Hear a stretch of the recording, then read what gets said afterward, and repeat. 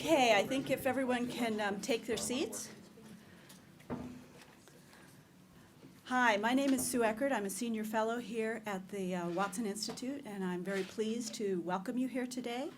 I'm actually very much so doubly pleased that Professor Jonathan Kirshner will address the topic of political economy and international security, the state of the art, and to welcome him back to Brown. But I'm in particular also very happy because this is the inaugural lecture or inaugural seminar in a new collaborative initiative focused on political economy of security issues. By way of background, this group, it's still, I think the name is going to be Political Economy of Security Initiative or Political Economy of Security Scholars, but it consists of a group of New England-based scholars interested in this growing field of political economy and security within international relations. Researchers in this particular area perceive themselves as falling through the cracks as they try to bridge the divide within the discipline. IPE tends to marginalize security issues, and the security studies field tends to dismiss them at times, those utilizing political economy frameworks. When I was in government, actually, I witnessed a similar gap, and Chaz Freeman, Ambassador Chaz Freeman, who's here, may also remember that between the economic and financial and the security communities. But fortunately, this has declined considerably in the policy world, and now there's a much greater appreciation of the interrelationship between economics and security. So today, colleagues at the Pardee School of Global Studies in Boston University, Professors Rosella Capella-Zielinski, over here, and Kaija Slide, organized a workshop last year at the International Studies Association and a dinner following for Boston area scholars thinking and researching on these topics. Out of these discussions, then, the Watson Institute and the Naval War College, in the form of our colleague Pete Dombrowski, Professor Dombrowski, joined in helping to create this network. I would also note that this is an area of particular relevance here at the Watson Institute. This is something that a number of our colleagues, Professor Peter Andreas is here, Mark Blythe, who unfortunately was not able to make it, and Professor Jeff Colgan, who's on leave in California right now, as well as myself, all work on issues at the intersection of economics and security. And I also want to thank the Security Studies program that Peter chairs for hosting our event today. I'm pleased to announce that the next event of this group, this new group, this collaboration, will be on April 8th, and Professor Jonathan Calvary of MIT will address who is arming Asia, a particularly pertinent topic. It'll take place at BU this time, as we're alternating locations, and then subsequent events and workshops are being organized. For all of those of you who are interested in these issues, this is an open invitation. We invite you to come and participate. We're very pleased a number of our colleagues from the Naval War College are here, people from the Boston area academics, and so we welcome you to this first event. Now to our speaker today. There is no one more appropriate to kick off this collaboration than Jonathan Kirshner. He's the Stephen and Barbara Friedman Professor of International Political Economy in the Department of Government at Cornell. He is a luminary in the field of international relations, political economy, especially microeconomics, politics, and film. From the very beginning, Dr. Kirshner provided novel approaches to the field. His first book, Currency and Coercion, The Political Economy of International Monetary Power, Princeton University Press in 1997, explored how states manipulate international monetary relations to advance security-related goals. At least one prominent scholar, I believe, noted or told him that this couldn't be done, and he did it. And in fact, when I was looking on Amazon the other day, I think a copy of your book, a used copy, was going for $500. So this must be an all-time record. I was really impressed. Are you selling out of your stock? Has to be an original signed copy, I would think.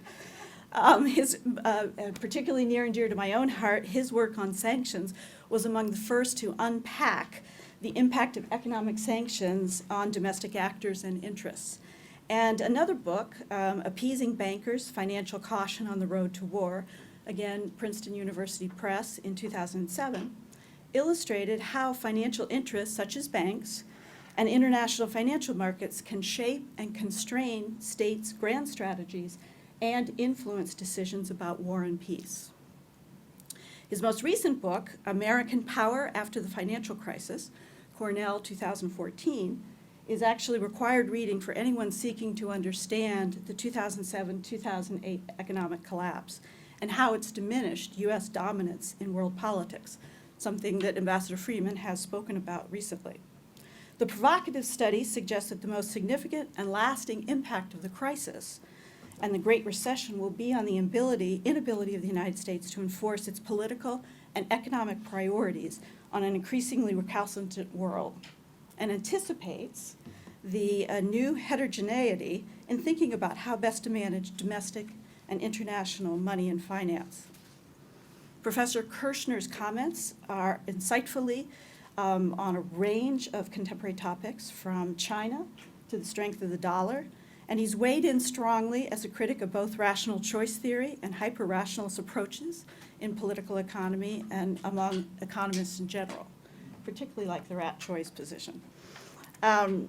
He's also written several books on American film, including Hollywood's Last Golden Age, Politics, Society, and the 70s Film in America. And he has at least one novel to his name. He's currently pursuing projects on classic realism, the international political implications of the financial crisis, and the politics of mid-century cinema. I'm told from a number of people who know him also that among the many accomplishments he has, he's likely the only person alive who has read every word of the collected works of John Maynard Keynes. His many friends and fans here at the Watson Institute and our political economy security colleagues from Boston University and Naval War College are very pleased and indeed privileged to welcome Jonathan Kirschner today.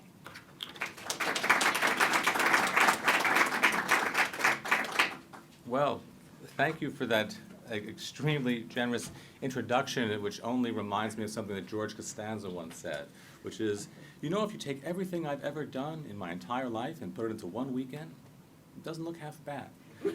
So thank you very much. It's always a pleasure to be at Brown. I'm a big fan. It's always a pleasure to be here at the Institute.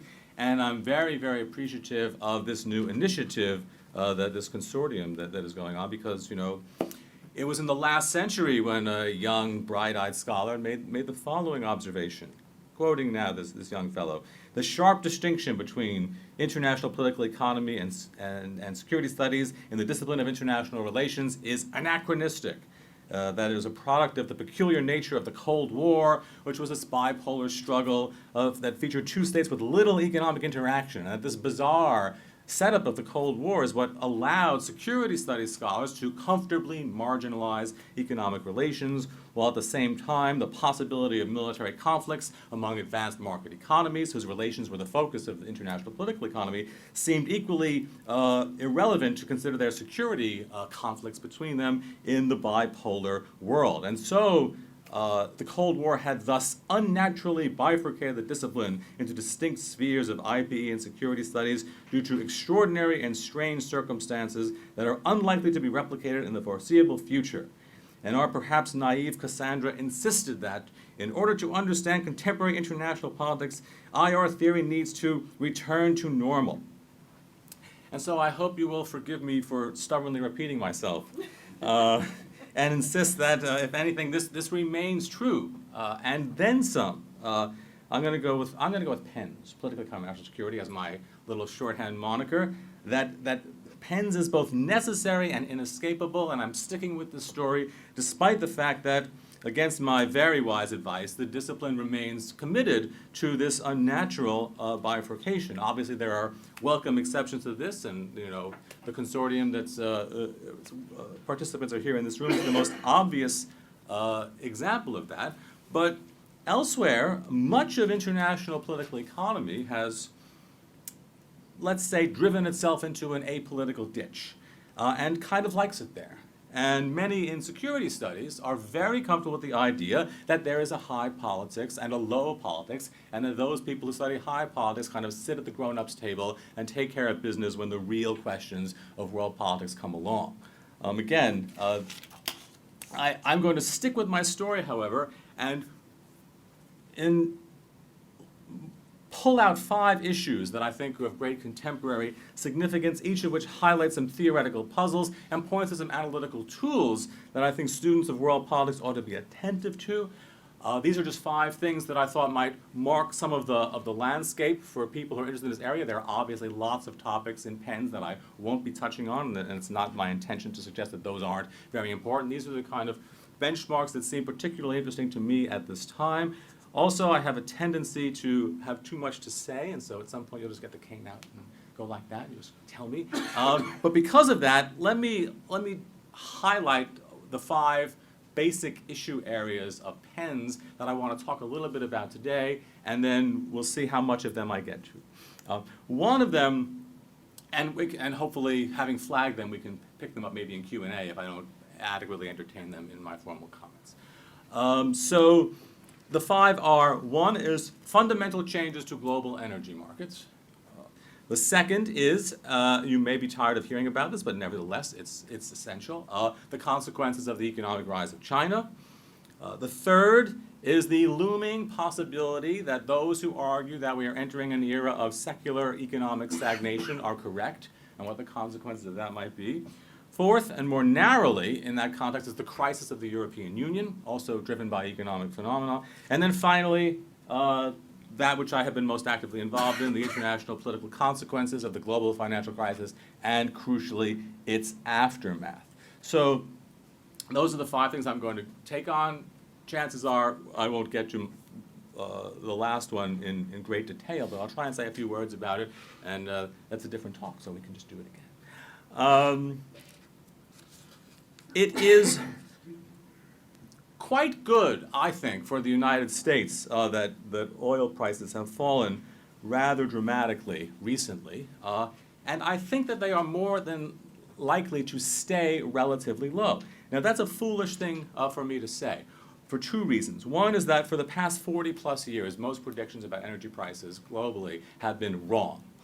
There are a number of institutions that study this. They make their projections, and within 18 months they are embarrassed, radically embarrassed by their projections. So it is foolish to make bold claims about the future of world energy markets. However, the most likely trajectory remains, to me, to appear to be these relatively low prices will be sustained at least for a while. And again, I would be very cautious about taking this too seriously, because although I'm not a big fan of energy markets, they are marvelously efficient. There are all these equilibrating mechanisms that when the price goes up, it seems to self-equilibrate toward nudging them down, and similarly when they go down, there's a strong pressures toward equilibrium. Nevertheless, a fall in the price of oil from, say, $100 a barrel to $30 a barrel brings about the following costs to Russia: $175 billion. Iran, $64 billion. Venezuela, $54 billion. Saudi Arabia drops about $217 billion a year, comparing selling oil at $100 a barrel as opposed to $30 a barrel. Were oil at $150 a barrel, this was a recent conventional wisdom as to where the price of oil might be. Total annual receipts from oil sales for those 4 countries would have been approximately $370 billion, $136 billion, $115 billion, and $465 billion, respectively. I would characterize, therefore, these changes as relatively empowering of U.S. interests compared to many of its adversaries, and a small good thing for the struggling global economy. But I want to make a few additional observations here relevant to our interest in political economy and national security. One is my long-standing obsession with the catastrophically poor public policy the U.S. has always had with regard to energy markets, and I feel the need to rehearse that here as it's been a hobby horse of mine. The U.S. should have long had a much larger gasoline tax, and should have one now, even as the U.S. becomes an energy exporter, for a number of reasons that we can go into in the Q&A. But my position is that it has not, and that it will not likely, is somewhat subversive of many of our basic assumptions of international politics, of the ability of states to act as rational actors and kind of be led by autonomous state actors capable of pursuing the national interest. So I just want to flag that as a particular interest of mine that we might want to talk about. But more meatily, we also want to observe that there are some real risks here. That in countries like Nigeria, Venezuela, the Middle East more generally, and Russia, the consequences of these impingements on their state capacities could lead to destabilizing behavior. Russia, I think, is obviously the most dangerous, combining an authoritarian regime with an inability and inclination to make trouble, and strong economic pressure on its ability to wield control, I think has the real possibility that the regime might look to foment military confrontations on its periphery as a way of diverting attention from these problems and casting those problems externally. I have a little obsession with the fate of Estonia in this regard, which strikes me as just terribly vulnerable. If you ever looked at a map of Estonia, that's my little worry spot in the world with regard to Russia. More generally, if cheap oil will be the new normal, it has the possibility of undermining and transforming political arrangements and expectations within many of these states that have made their living on a world of relatively expensive oil. There's a story in the New York Times last week saying, quote, for younger Saudis, 70% of them are under age 30, the oil shock has meant a lowering of expectations as they face the likelihood that they will have to work harder than their parents, enjoy less job security, and receive fewer perks. And this could be politically consequential in Saudi Arabia and in other countries that have conditioned their governance arrangements on the idea that oil wealth will smooth over political contestation. Another phenomenon relating to energy is the fact that the U.S. is now an important producer and an emerging exporter of energy products, may shift political calculations, both within the United States and within the Persian Gulf, about the security relations that those states have. I'm sure the U.S. will always be assuring of its commitments to states in the Gulf region to support their defense, but those states living in an anarchic world might start to become more concerned that a U.S., particularly a cost-cutting U.S., perhaps governed by some sort of populist, might, looking for places to find savings, reassess its commitments to oil exporting states when the U.S. itself is much less vulnerable to the disruptions of oil supplies in the world. And then also on energy, although I'm going to skip over it, there are both the consequences of expectations that climate change politics might change the behavior of states with regard to their use of energy, and also the vexing collective action problems and distributional conflicts associated with trying to address issues of climate change. And these speak to these global energy questions. I'm just going to flag those and move on to topic number 2. Apologies for covering this material so quickly, but again, I do want to try and hit the highlights of some of these issues, and that is the rise of China. The rise of China, again, you may have some fatigue about hearing about China, but if you're going to sign up for pens, you're going to have to live with this, because China gives us so much. It's almost the gift that keeps on giving for people who want to study the relationship between economics and security.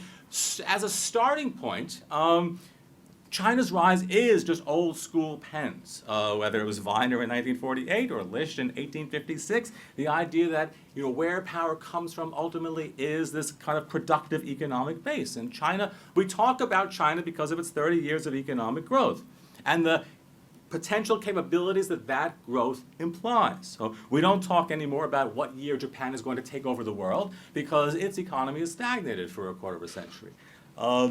Russia is still plenty strong and plenty well positioned to cause trouble, but nevertheless it is radically hamstrung by the limits of its economy, and this enduring truth remains stubborn and has embarrassed more than a few Soviet watchers in the 1980s. We just changed the way in which we understood where the centers of power in the international economy were. So just China, first off, is a reminder that the capabilities of states to exercise their will in world politics is not unrelated to their underlying economic capabilities. But it is also, I think, even more interesting, China for us, that is the pens among us, as it currently is a laboratory for two foundational Penn's theories of international politics. One we associate with Bob Gilpin, and one we associate with Hirschman. And I want to talk about each of those. The first one has to do with this vexing problem of how to deal with emerging great powers in the international system. Now, again, I know and this is something a lot of people are talking about, but as it is rooted in this basic issue of changes to the international balance of power, rooted in changes in economic capabilities, I think we need to not just take credit for it, but be attentive to it. Rising states, so there are three things I want to stress here. One is that rising states are annoying. Why are rising states annoying? They're annoying because they simply want more. As Gilpin wrote, as the power of a state increases, it seeks to extend its political influence. And we would immediately add in another Seinfeld reference, not that there's anything wrong with that, right? We're not judging this here, whether it's a good thing or a bad thing. We're just saying that states with a political sense will avail themselves of the opportunity to improve their position in responses to changes in the international balance of power, said Hans Morgenthau, chastising that the disenchanted sentimentalist and utopian cannot understand this elemental truth of international politics. Rising powers, therefore, are potential sources of instability because their own self-definition of their interests, what they think they need, what they think they want, what they think they deserve, will expand along with their sense of their own increasing capabilities. And again, I do think that the word annoying is appropriate, and I don't mean to apply this solely to China. I mean to apply this to any state that has kind of come on to the international scene. They tend to seek not just security. This is not security-seeking behavior. This is behavior that seeks status, prestige, even deference from others, and this extended stride can't help but step on somebody else's toes, especially because others tend to see these things a little differently and are often naturally wary of the intentions of a rising power. Thrown into this mix, and here I think in particular the Chinese case is instructive, but it is usually a universal truth, states often disagree in these settings not simply about the clash of interests, which I think is an important driver of world politics, but have different narratives about history, legitimacy, adjustments, and assessments of relative power in the context of these greater uncertainties associated with economic change. So in these situations of a rising power, we have this kind of toxic brew of an emerging clash of interests that is also very susceptible to spiral-type conflicts. So it's not, is this a deterrence problem or is this a spiral problem? It actually is probably both problems going on simultaneously when you're dealing with these types of changes to the distribution of power. It is a tired cliche to appeal to Thucydides on this point. Nevertheless, his plain-spoken clarity remains powerful. It's a good sentence, right? The growth of the power of Athens and the alarm which was inspired in Sparta made war inevitable. Gilpin seized upon this as his lever of explaining world politics. The uneven growth of power among states is the driving force of international relations. However, there's a ton of Thucydides abuse out there. A lot of people are fonder of quoting Thucydides than they are of reading Thucydides. And so I think what we want to do in studying or unpacking this puzzle is to note that troublemaking rising states are half, and I think Thucydides would say, if we were here, less than half of this problem. That the other side of this coin is the problematic behavior of the great power defenders of the status quo. In fact, if you could only draw one lesson from Thucydides, which I don't think you should, I think you should draw about 7, it would be about not Sparta's fear of a rising Athens, but it would be a warning against the hubris of Athens as a great power. And this is what makes this, it's both sides of this coin that makes the change in the distribution of power over hard security issues such a tough nut to crack, because you don't just have the annoying risers, you have the hubris of existing great powers and their reluctance to acknowledge new realities. And again, I think this is probably Thucydides' principal agenda. A prominent theme of warning against hubris and his two key moments in the Peloponnesian War. One in which he talks about a peace offering made by Sparta that Athens rejected. Thucydides characterizes as a generous peace, but he says famously again, the Athenians, however, kept grasping for more. Later in the book, he of course chastises that Athens began to repent, having rejected the treaty. And the second, if not the centerpiece of the book, is Athens' disastrous Sicilian campaign. Obvious dangers associated with or disregarded due to Athenian overconfidence, rooted in, quoting Thucydides, their general extraordinary success, which made them confuse their strength with their hopes. Being ambitious, they were bent on invading Sicily, and a majority rallied to the cause, and the few that did not feared to appear unpatriotic by holding up their hand against it, and so kept quiet. But for Thucydides, this act of overreach was the decisive blunder of the war, which resulted, quote, in the despondency of the Athenians and greater still their regret for having come on the expedition. And so this dynamic is, this two-sided dynamic is what makes this Penn's problem such a hard nut to crack, especially because interpretations of history, are we rising, are we declining, what's the balance of power, will be contested as data is noisy. And states, powerful, successful states will be sluggish to adjust and primed to interpret setbacks as temporary and aberrant. The strong and satisfied guardians of the status quo will be naturally overconfident, and slow to process experiences that are suggestive of the contrary. Great powers are very much like Charles Foster Keynes from Citizen Kane. And his boss Jim Geddes said to a similarly disposed Charles Foster Kane, who simply did not understand that he had been beaten, quote, if it was anybody else, I'd say what's going to happen to you would be a lesson to you. Only you're going to need more than one lesson, and you're going to get more than one lesson. And this dynamic, by the way, we mentioned this earlier, does reflect a difference in looking at international politics, because it assumes that a great power will make a kind of systematic bias or error in one direction repeatedly. And this was something, again, that Gilpin's work, I think, wrestled with to his own mind somewhat unsatisfactorily. Why don't hegemons, in his mind, he was always looking at the great power in the system, adjust, given that what he saw as the only other mechanism of bringing about change, which was a massive war, was so incredibly costly and unwelcome. And Gilpin thought it was not the result of failure to kind of rationally assess and adjust, but rather what he described as gnawing fear, anxiety, and passions. So Gilpin holds out the hope for peaceful change, and he cites E.H. Carr very approvingly on this point. E.H. Carr wrote, the defense of the status quo is not a policy which can be lastingly successful. And as Gilpin summarizes, the dominant state, not the challenger, has, quote, a moral obligation to make the greater concessions. But despite this, Gilpin argues, this is a course seldom chosen by the declining power. Gilpin finds accommodating power politically difficult, even if it is the wisest course of action, because of something that I have decided to dub the hubris fear paradox. As Gilpin writes, until a state is pressed by others, it has little incentive to make concessions for the sake of peace. But once faced with a real challenge, it fears such concessions will only whet the appetite for still greater concessions. So established great powers tend to be too arrogant to make concessions when they can, and too afraid to make concessions when they feel they must.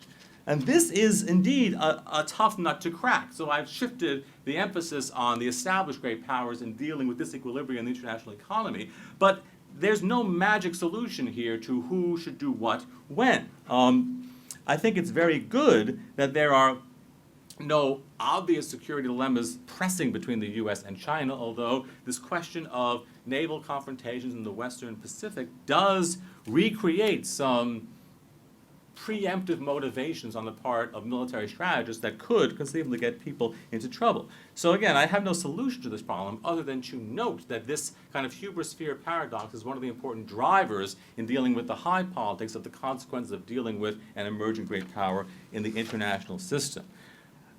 But there's more. The second great Penn's question for China, for international relations theory, is the great Hirschman question. Because another separate consequence of China's economic rise is the relationship between economic power and political influence. China has arrived as a pillar and a vital driver of the global economy, taking its place among other centers of economic activity.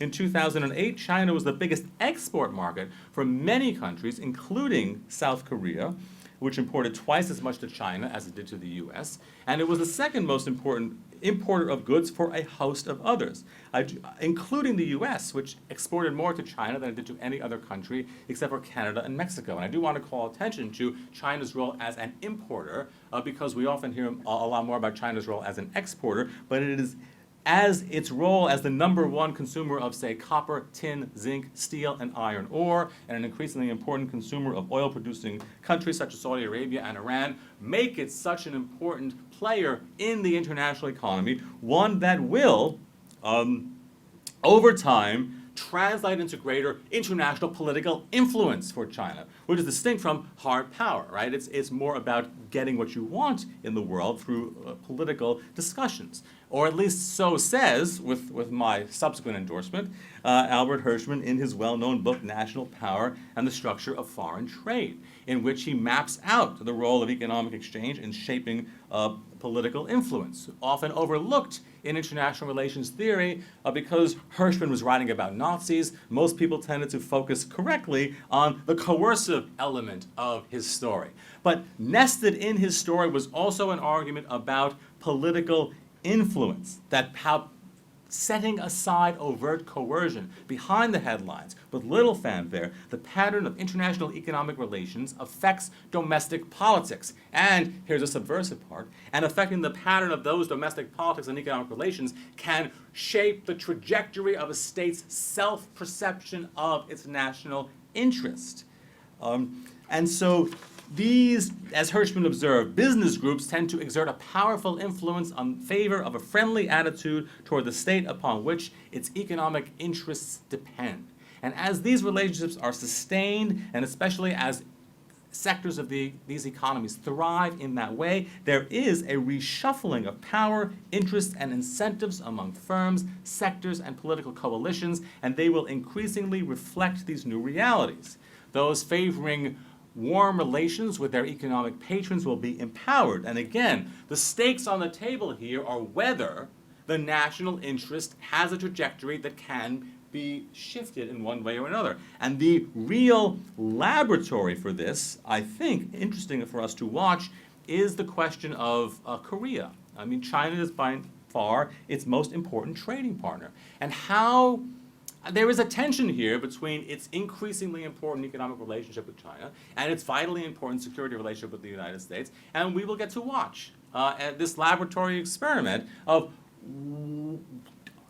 the trajectory of South Korea's perception of its own national interest over time. Again, I don't have an answer to this. This is an open question that I think is fascinating for followers of Hirschman-esque politics. But more generally, these Hirschman-esque effects will be felt in political disputes, even between just China and the US, when the US and China come into political confrontation over various issues. The United States will see, I think, to its dismay, that there are lots of actors in the world who are viewing that dispute through the lens of their relations, not simply with the United States, but also through the lens of their economic relations with China. And again, what we're talking about here is not necessarily the consequences of overt coercion, but differences in or changes to the ability to exercise political influence in the world, which of course is largely what politics is all about when you don't have a shooting war going on. Another fascinating question for an IR question for the US in a policy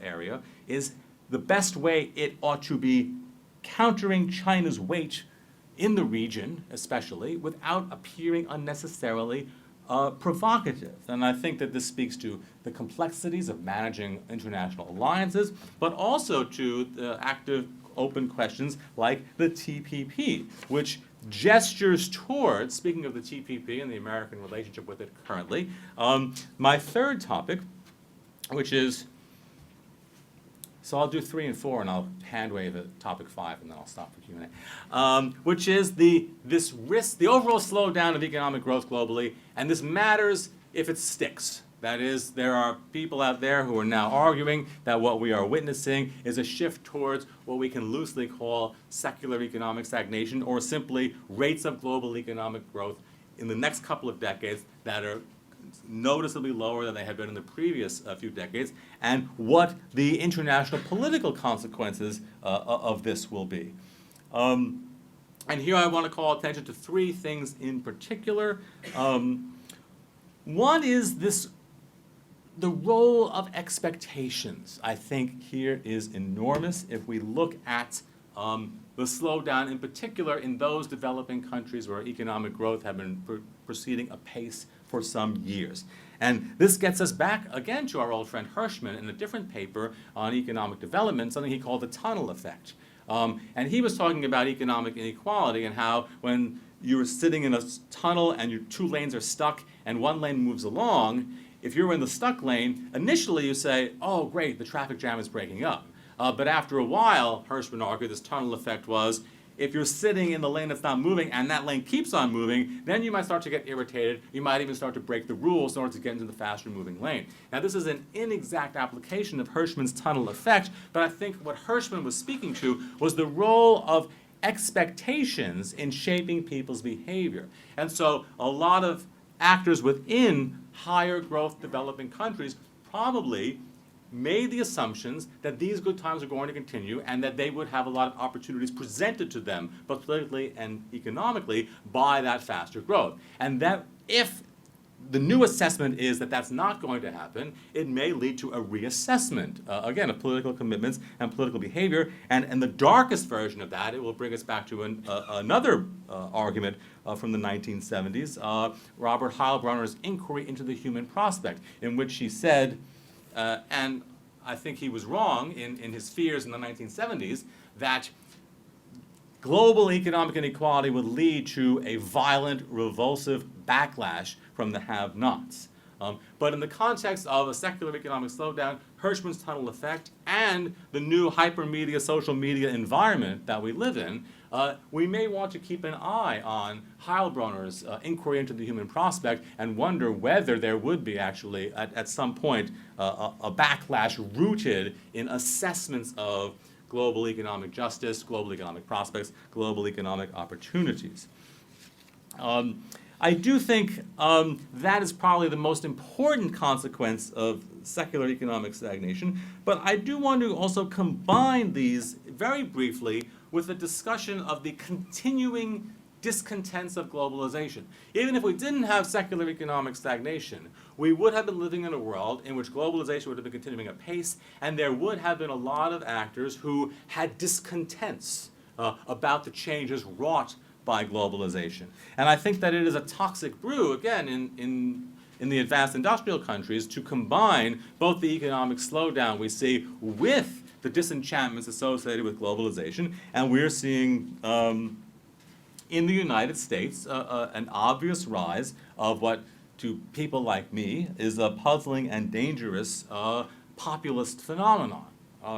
And the idea that the U.S. might, that is not physically feasible for the U.S. to champion something like the TPP, I think matters both in and of itself, and I think it is also kind of a canary in the coal mine. To go back to my disregarded paper from 1998, I talked then about social economic issues and argued that social cohesion, quote, affects the ability of states to pursue grand strategies that may require short-term sacrifices for long-run benefits. In particular, I argued that, quote, inequality and social conflict can restrict a state's capacity to pursue optimal foreign policies. Again, this may be a case of if you just wait long enough, everything you say will turn out to be true.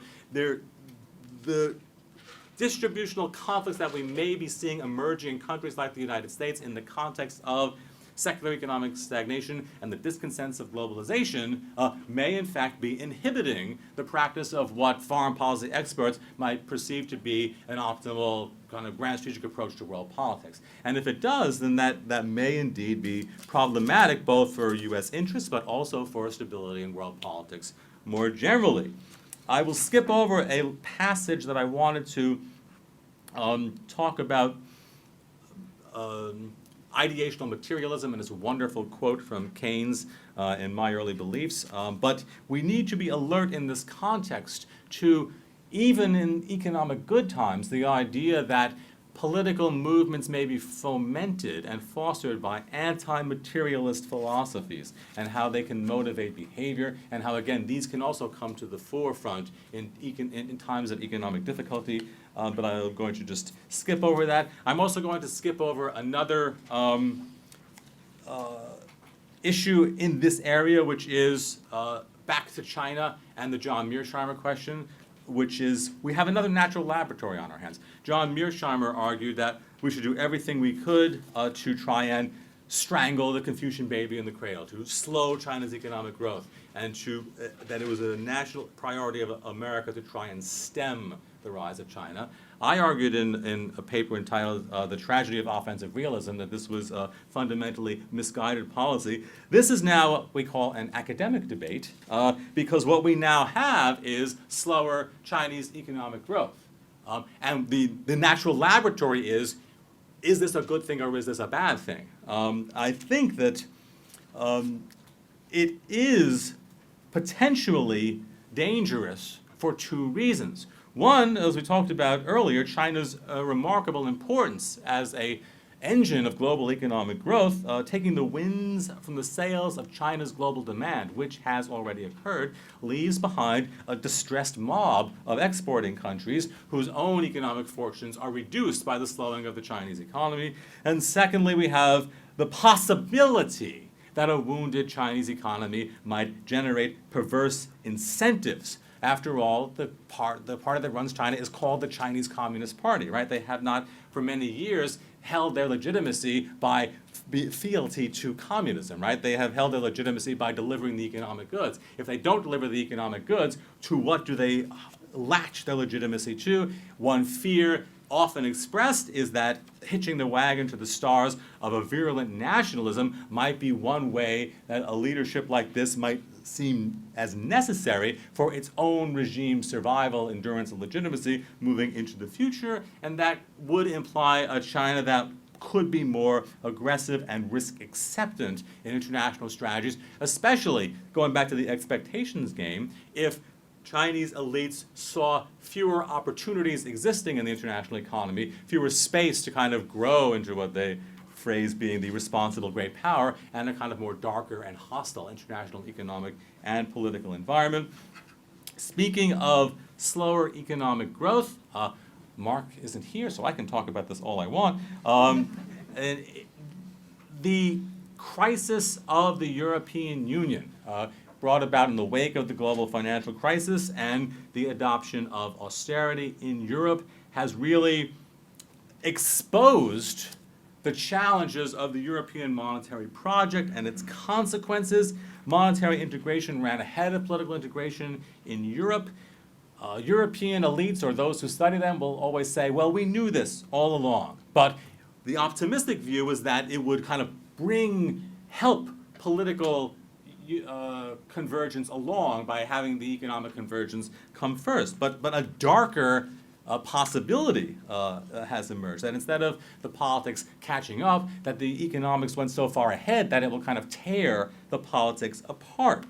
With the crisis exposing the flaws and inconsistencies of a still incomplete Euro system, two problems have proved monumental. One is that the enduring identity politics of us versus them conceptualizations obviously remains in Europe, particularly along a north-south divide. And as long as you're talking about us and them when you're trying to formulate your optimal monetary policies, you're likely to create a lot of trouble and discontent. Secondly, and again, I think Mark's work has been extremely important in calling attention to this, but by adopting the common currency, participants abdicated most of the policy levers that would normally be deployed to meet the types of economic crises and contingencies associated with the troubles the European Union is now facing, and the Euro system has, in fact, in some ways recreated the asphyxiating pathologies of the interwar gold standard. leaving naked austerity as the only available policy response. And those bitter portions of economic pain and political turmoil often yield little hope of progress in return. In fact, we have another potential problem in this area, and that is that the economic distress in Europe is sending parts of the continent lurching towards illiberalism in ways that were recently unimaginable and are incompatible with the normative content of the European project. I think this is a really big deal. Rooted in economic stressors, this turn away from liberalism, I think, reflects an existential threat to the very nature of the European project. And if it is not stemmed, it will raise the prospect of putting back on the table security issues in Europe that were recently understood to be the unhappy memories of history. And this is not something we should hope to come about. Finally, I will take 4.5 minutes? Okay. Finally, I will still limit myself to not all of these pages, but 4.5 minutes, because I do want to at least speak a little bit to these two questions of the consequences of the global financial crisis and its aftermath. And what I want to do is make simply 2 points. One is that there's a debate out there that I have participated in that asks a simple question. Was the global financial crisis a fundamental turning point in the orientation of world politics or not? So I'm on the side of yes, that the global financial crisis was a turning point, or at the very least, an inflection point. I will be reduced to waving this book. So that's what I argue there. And basically the argument says 5 things. One is that what the global financial crisis did that we may not have conceptualized is that it marked the end of what I called something the second post-war American order. And I elaborate an argument about how the U.S. actually orchestrated 2 distinct economic orders after the Second World War. One, the embedded liberal order that ended in 1973, and one, this kind of market fundamentalist global financial integration order that I think ended with the global financial crisis. And that another consequence of the crisis will be to alter the international balance of power by accelerating material and ideational trends that were already in existence but accelerated by its presentation. That, as Sue mentioned in her introduction, that the crisis will bring about what I call a new heterogeneity of thinking about money and finance, both domestically and internationally, by states and how to practice it.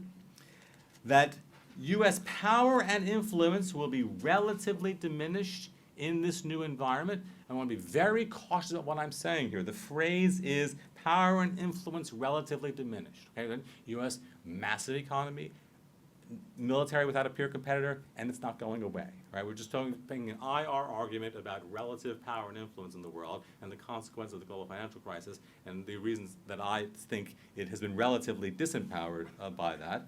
And that these changes, for a number of complex reasons that have to do with lots of fun political economic national security stuff, will contribute to increased discord in the management of the international economy because of changes in the distribution of power and changes to governance ideas.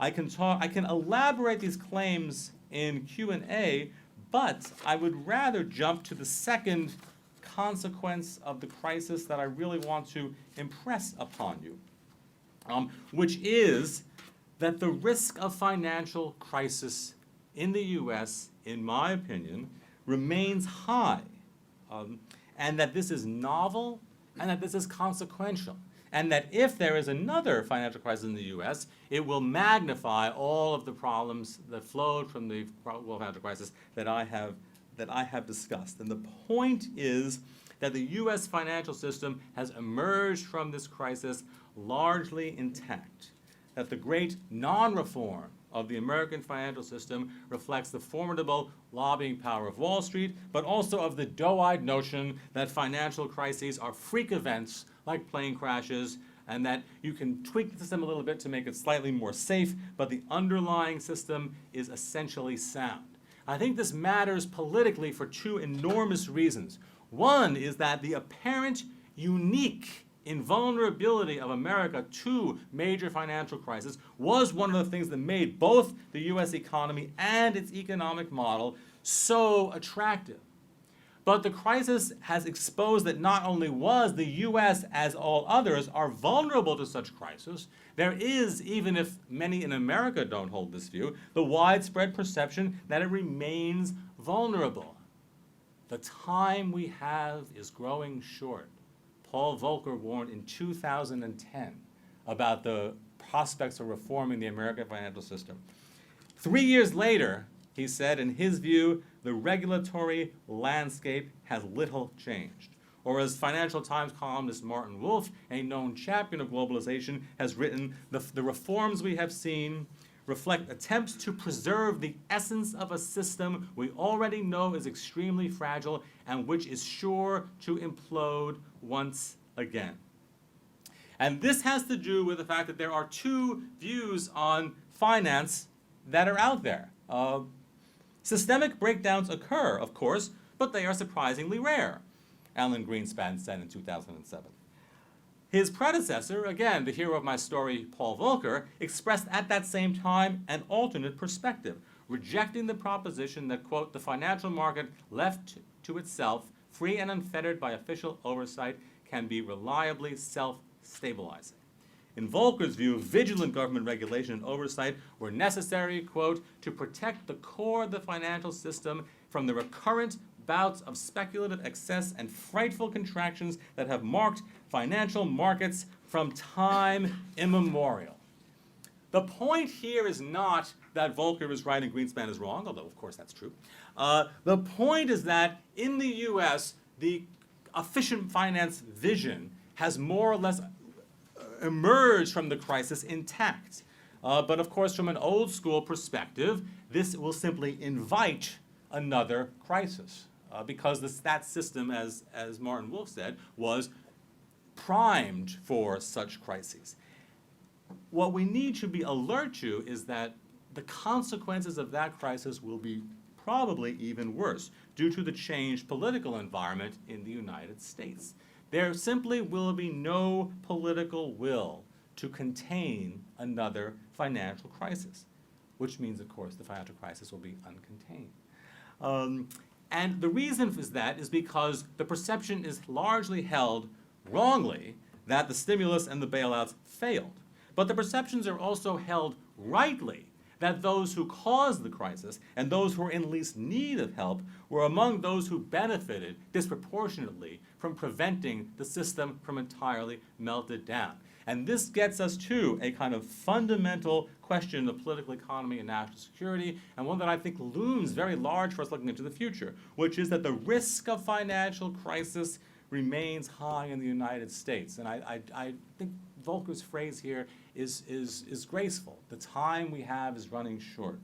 And that given the political context of that crisis, the policy responses on the shelf available to try and contain that crisis will be worse. And therefore, that crisis will likely rattle both the international economy and American politics in ways that will profoundly affect international relations and U.S. foreign policy in ways that we probably would prefer not to experience. And so I will just conclude by saying that once again, that provides a rather clear illustration of why there is a fundamental and utter inseparability between the study of the international economy and the study of international security. And thanks so much for indulging my long-windedness.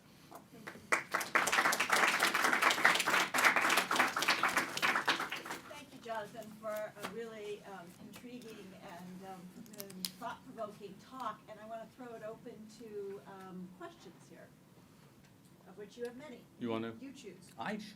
You choose. All right. All right, great. So I have one general question and then maybe a more specific one. So how do you want to get this message across? In a lot of what you're talking about, and other people that work on issues like this, like maybe Best Duno, or people that work on the global order, like Helliner, it's all a bit speculative. You know, things that we should be paying attention to, things that may happen, but those aren't things that are really valued so much in discipline of political science. So how do you see this scholarship on this stuff moving forward, and what would you like to see it take the shape of? And then more specifically, back to the energy markets part. You wrote a few years ago on sovereign wealth funds as the dog that will refuse to bark. But you also mentioned that the changing domestic economies in these areas may have severe political consequences. So what do you see the role of sovereign wealth funds playing in these possible changes, and then maybe have your views of their international role changed a bit? Great. Those are two terrific questions. The second one I find easier to answer, because the first one, I think ultimately one has to have some faith, and I would use that word, that good work will find a home. And so what people like we can do is simply try and encourage students and scholars to have the courage to find the space to do the work that they consider to be relevant, even if it is a non-trendy subspecialization of political science right now. But I'm somewhat pessimistic on this score, so I don't know what to tell you. On the sovereign wealth fund question, which is a great question. Mostly I'm sticking with my story, and this is a small piece just about what would be the Penzi question about sovereign wealth funds, and it seemed like a great Penzi question because you have the sovereign wealth funds, and so why not just take arguments I've made about how states just instinctively use their economic relations to try and advance their security interests and apply that to SWS, which seemed a logical follow-through. But for a variety of reasons, I had trouble connecting the dots between the funds and productive coercive exercise of policy by states, and I retain that skepticism. I do think that what we are seeing, although I'm not a fan of trying to read the tea leaves of the market, is that some of the distress being visited upon oil exporting economies is probably contributing to some of the equity market distress we see, as quietly some of these countries need to be drawing down their sovereign wealth funds in order to fund themselves or fund their political arrangements that they need to take care of. And so that is probably contributing further to tumult on equities markets, but I'm not prepared to get into the weeds of trying to understand instability in the stock market. But I do think both are very good points. Peter. Thanks, John. Great talk. Two questions. One is what you started with, which was quoting yourself from 2 decades ago, basically blaming the Cold War for the divorce of these two IR subfields. But actually, fast forward, that's not an explanation for the continued divorce. I'm glad you didn't spend your talk focused on these disciplinary divides and stuff, so I'm thrilled that you went in a different direction. But having said that, since you opened your talk with that quote and that observation, what explains the persistence of the divide other than just path dependence? That's one question. And the other question is, the subject matter of your comments is very much sort of traditional interstate security issues and interstate economic relations, but in a realm where one could say, I wouldn't use the state of the art, but this is the title of your talk, where there's been some convergence or merging of security and political economy, are actually in unconventional security issues and new security issues, if you want to call that, whether it's issues of the financing of terrorism, or the fact that the biggest killer in Mexico, tens of thousands of people, is wars between drug trafficking organizations, or the pressures of migration flows and border security, and so on. So is there a reason that you bracket that, or is it some other reason? Right. So do the second one first again, because I think you're exactly right. And basically, I can only sing the songs that I write. Is what it boils down to. So in my opening comments, I tried to be very explicit in saying there's a ton of pens out there here's 5 things that I want to talk about. And yeah, I mean, they're you know, so you could say, you've heard me say these things before, and that's probably true. But so it is statist, right? And it is not new security.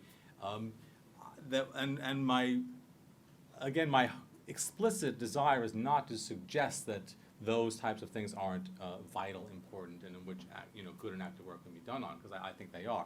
This is just one person's view of the vista that reflects the kind of analytical biases that inform their work. So I'm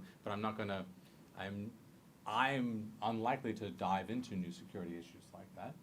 You do them great. So so there you are. On the first issue, what can one say? I do think path dependence is very important, but I do think that both sides are to blame. I think that I do think that mainstream international political economy, as practiced not at Brown, but in most of the top departments in the country, has converged around an apolitical, individualist, hyper-rationalist materialism that drains the interplay of its actors of the types of politics we associate with security studies. So it is assumed away. And that's just a disciplinary trend. And it recreates itself. And it's very powerful. And I bemoan it. I have bemoaned it in print on several occasions. But at the same time, I do think that the security studies community, who I feel very comfortable working with as often as I can, they do seem to be content to view the economic side as the novelty act in the circus, right? So that they're not opposed to it, but it's not what they consider to be the main story. And this may also have to do with the roots of their own training and their own instincts. And I do think that the instinct is, when the chips are down, the economic people leave the room, and the security people sit down and hash these things out. And the model here is, I think, US-Japan economic contestation in the 60s, 70s, and 80s in particular, which got pretty heated on several occasions. And then when it got heated enough, the high-level leadership made the assessment that the security arrangements between the countries were paramount, and they just had to settle these economic questions one way or another.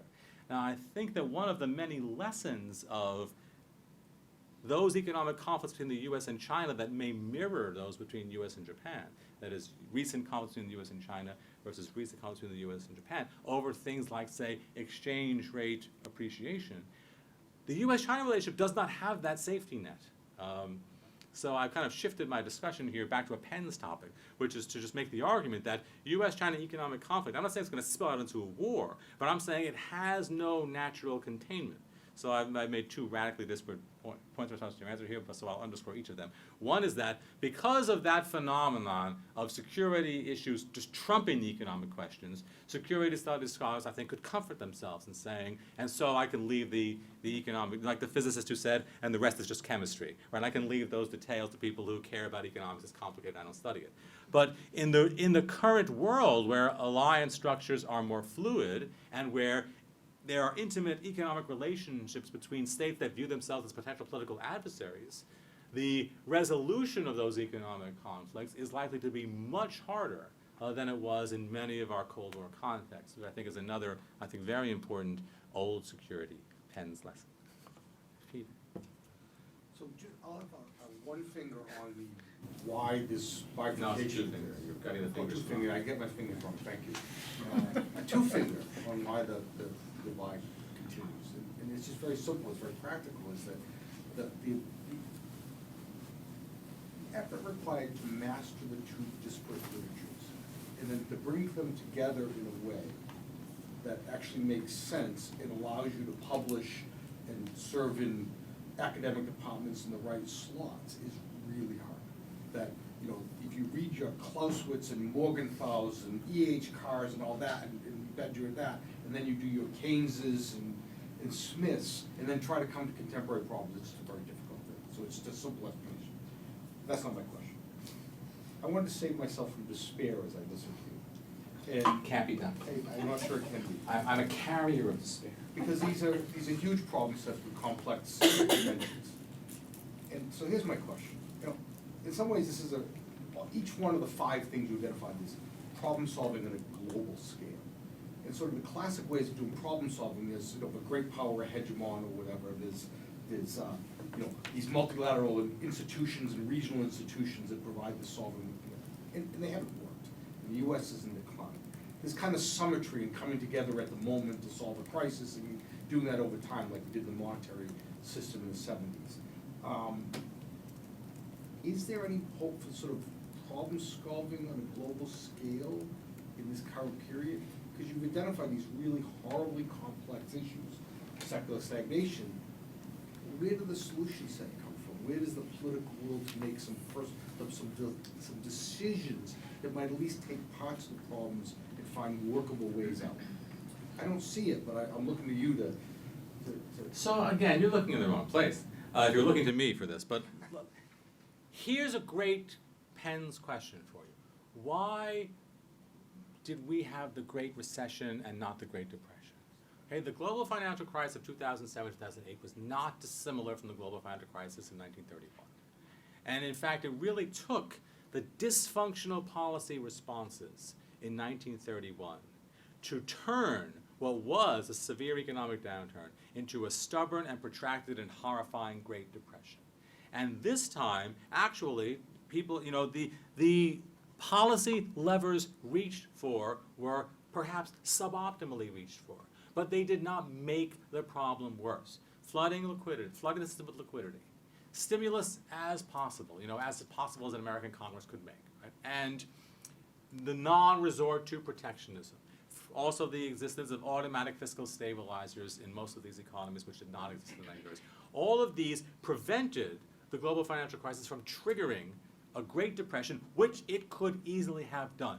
Now the Penn's point here, I think, is crucial, which is that the hotly contested international security environment of the early 1930s is one of the reasons why dysfunctional policy levers were reached for so promptly by many of the great powers. Not exclusively. Bad ideas, I think, had an enormously important role, but the specific crisis of 31, the credit stall crisis that spread across the continent and eventually knocked Britain off the gold standard, the failure of international cooperation to stem that crisis in Europe and in North America had to do with political conflicts among those who would have had to have participated in what was basically a massive bailout of Austria and then Germany, and particularly the French, who weren't interested in bailing out those entities. And so things spiraled out of control from there. 31 is where everything goes wrong, but you can say the world is a dangerous place, and yes, the world is a dangerous place, but the great power security environment, sorry, Peter Andreas, for focusing on the great powers, was benign in 2007. And because of that, there was the space for actors to look at the policies they wanted to introduce and introduce them without fear of what the immediate national security consequences would be. Fast forward now to closing in on a decade of economic stagnation, and the political environment has hardened. And it's hardened, obviously, in Europe. It may be hardening in the US. I mean, we'll see what comes out of this American election, but it looks different and strange. And we'll see how China behaves in an environment in which its economic growth is more sluggish as opposed to infinitely robust. But in that setting, it is more likely than less likely that people will behave badly. And only by behave badly is simply not sitting down in a reasonable way with peer counterparts around the world to hammer out solutions to global problems. And so I, not for the first time, come down on the somewhat pessimistic side. Peter, now you feel even worse. I'm driving over the Newport Bridge today. If I jump, will all the way happen? Yes. Sorry, I'll read. I must admit, Underline, I found your talk, the theme really being the line Pericles says to the Athenians, I'm not afraid of what the Spartans are going to do, I'm afraid of what we're going to do, the mistakes we're going to make. In that sense, it's not an international story, although it is in part, right? But it is a profound story of what your colleague Peter Katzenstein would say, right? Is domestic politics driving this, and the mistakes we make, right? I mean, I found very interesting your discussion of the paradox of the rising powers and, the Thucydidean trap, which you didn't say, thank God. If I have to read any more about that, I mean, I have to teach them in 2 weeks. I'm not looking forward to that for the third time. And you're right, by the way, most people don't read the book, right? They know, I'd like to know what your 7 points of interest are, but I'm sure that's another lecture. But if one does take it that the Pericles point is the issue, right? It's the mistakes we make that matter. Then, not only is your last comment about the oddness, to use a polite phrase, for our current electoral politics, succinct, but it's beyond pessimism, actually. It's really, I mean, not just do I wish we didn't drive over the Newport Bridge, we came over the Bristol one, or the other one, but, yeah, I gotta tell you, I'm up for a swan dive. So, what's the response? 'Cause I'm not sure academic discourse is gonna change this one. I guess my short response would be, Peter Katzenstein is just an ebulliently optimistic person, and probably can look at all this and see the path through clear of our troubles. And far be it from me to try and shine some optimism on things, but it is true that things often look prospectively despairing, and yet somehow we muddle through. There have been a number of moments in American history in which people have said, oh, things have been bad before, but this time is just inconceivably bad. And so maybe we can try and convince ourselves that we're just repeating that trope, and that actually this is just the same level of bad that people had. People had announced the end of the Republic. Countless times. Yes, and so we fall back on Adam Smith's maxim, right? There is plenty of ruin in a country. This is his response to someone who said that the country was going to hell, and he said, "Don't worry, there's plenty of ruin to go." Yeah. You haven't mentioned two issues that are really front and center now worldwide, is climate change, that has both economic and security implications, and immigration, particularly for Europe, with the economic and security issues there and being exploited, I think, is an issue here. So, both of these are enormously important issues. In fact, if science is accurate, and I have no reason to question that it is, if we don't solve that, all these other problems are going to fall by the wayside because we'll all be wearing life vests, and so, but it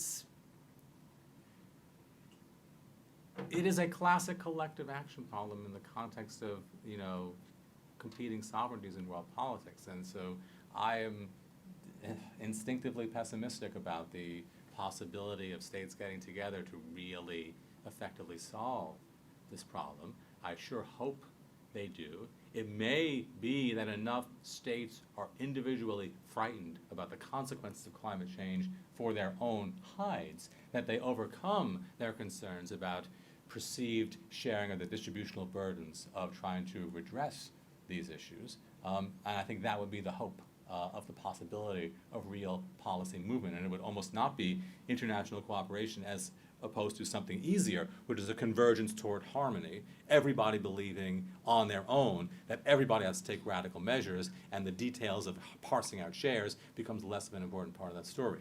But yes, it's an enormously important, and it speaks to the orientation of how economies and the world economy would function if it was really going to be addressed. So I agree with you entirely, and that would in turn have serious security consequences. And similarly, climate change itself generates security problems through water shortages and droughts and things like that, and so that's there as well. Immigration, which is an enormously important problem, issue, is, I think, primarily in Europe, it really raises this fascinating clash of competing liberal principles, identities, and order. And I do not have the expertise to speak to the complexities of these questions, but I do think that they are, again, profound. I wasn't kidding when I said that even over these questions of economic austerity, the European project in its normative content is being threatened.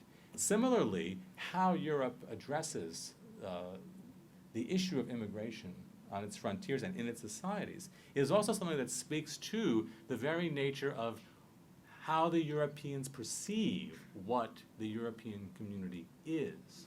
And it was perceived in a very, initially, normatively liberal way, as if it was like they were kind of the politics of Star Trek: The Next Generation, where everybody kind of got along and good governance solved all problems.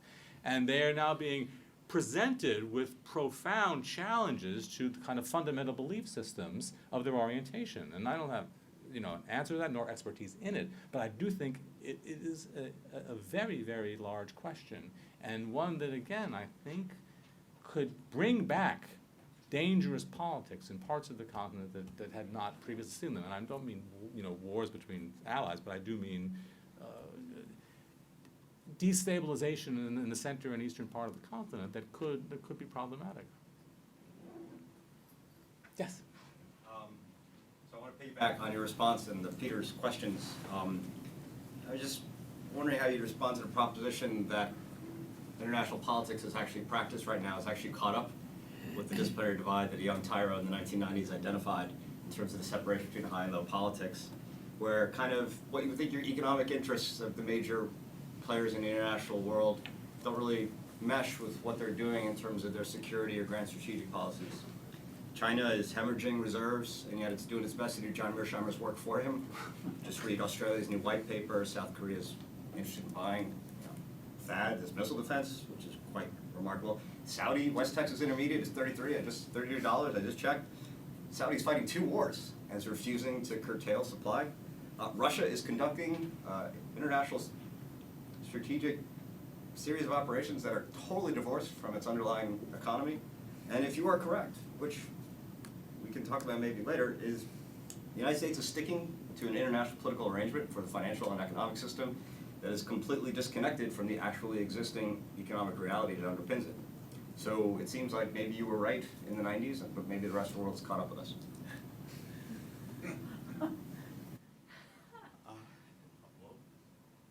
So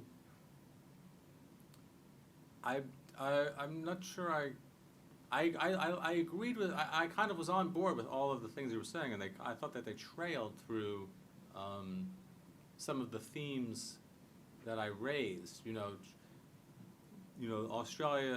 Australia's policy responses are because China, like night following day, is becoming more annoying as a rising power, because that's what rising powers do, they annoy, and that leads to political backlashes.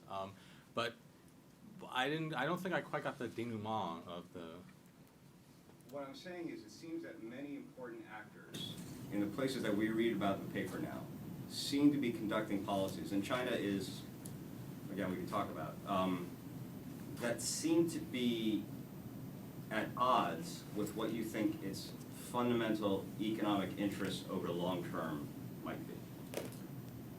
Yes. I think that is fair to say, but that I don't find that deeply subversive, if that was your suggestion. I don't know. Because the whole point of PENS, I think, and what distinguishes it from mainstream IPE as practiced in the top American academic departments, or most of them, is that states and actors are not drawn by, or not motivated narrowly by a perception of material interests. They are always to some extent and often motivated by what they perceive to be political objectives and political interests, and are often quite willing to pursue those political objectives, even at what might be the expense of what would be kind of maximizing their economic opportunity set. And so I think that if there's a puzzle in that behavior, it's a puzzle more to OEP than it would be to PENS, right? Because, yes. So following kind of up on this in terms of an academic framework that we can understand these questions to. Everything you suggested, which I'm completely on board with, of bringing in Gilpin, a Kennedy Honor, a Hirschman, all of these amazing thinkers. But we are in this world that we're in today, and there has been movements with neoclassical realism, although I don't know if that's stagnated in itself or where that is now. But what do you want to see then? What do you propose are the lenses, these theoretical frameworks that we can best address PENS in this new world that we're in today, if it is a new world, which is a debatable question? Sure. So, this is with apologies to people who don't walk around with these disciplinary ID cards in their pockets. This is an important but you know, kind of narrow and internal question of the discipline. Right. So my new obsession is with classical realism, which is distinct from neoclassicalism for reasons we're not going to go into right now. Right. But my embarking on classical realism as an intellectual project is a passionate one, but it is not an evangelical one. So my goal is not that everybody should walk around being classical realists. So I guess the closest I can come to an answer to your question is to kind of pitch the idea that there ought to be greater receptivity in the discipline toward varied styles of work along numerous possible lines that are largely puzzle-driven. And if we want to really just, you know, mud wrestle into the disciplinary unhappinesses, I do think, for me, it is frustrating that so many of my graduate students come into my office and what they want to do is figure out what type of data set that they can construct so that then they can do things with that data set. And what the data set is virtually irrelevant. And so what I want them to do is to come into the office saying, I find this phenomenon, present or historical, extremely puzzling, interesting, and theoretically relevant, and I would like to find a way to get at that question and to kind of advance the discussion of that puzzle in some way and make a contribution there. And different puzzles will lend themselves to, I think, varied and different styles of work. But I do think for much of the mainstream discipline, it is more about how you do the work than what you have to say. And so my plea would be, you know, a focus on getting back to what you have to say. Can I do it just a two-finger on that? then? Sure. So what is your advice then in terms of young scholars? Is it to look broadly, see what those questions are out there, and dive into those as opposed to the traditional disciplinary skills and, you know, I mean, what do you say to young scholars who are interested in this particular intersection of issues? You know, Steve Van Ever was not one of my teachers, but I've been profoundly influenced by his approach to international politics, and it is really puzzle-driven. Steve gets up in the morning, you know, and he says, I find this puzzling. I find this confusing. You know, what's going on there? And then he kind of tries to, you know, tack in some often idiosyncratic way, because it's Steve, you know, of trying to get at it. And that is what I would encourage students to do, because that's what I think is what ought to bring someone to the discipline in the first place. And, you know, most of us aren't as able as Steve to have 6 puzzles a day when they wake up in the morning, which is, you know, is quite remarkable. He's like a puzzle machine, which is why it's a lot of fun to have meals with. But it is, you know, this is what I impress upon students when I'm trying to give them advice, which is, you know, what is the puzzle that's motivating your query? And ultimately, what do you think you have to say? Right? This should be the metric by which we value people's work, right?